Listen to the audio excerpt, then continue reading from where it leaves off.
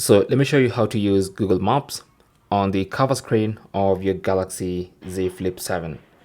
Okay, so you can use it for navigation and whatever it is that you need. So to do that, you kind of have to enable that app in the settings.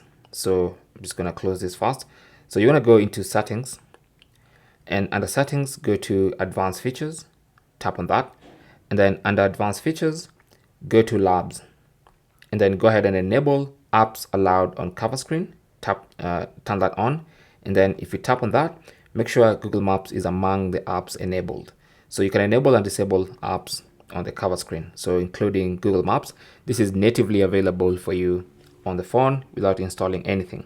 Okay, so once you do that, now on your cover screen you will have apps available. So if you swipe and swipe, you can see we have these apps available.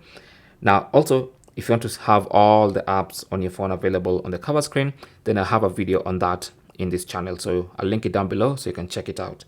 But as far as Maps is concerned, that's basically how to do that. Okay, so you can always go back, you can get directions to a specific place and even get navigation instructions without opening up your phone. Thanks for watching. Don't forget to like and subscribe, and if you have any comments or questions, you can talk to us in the comment section. Good luck.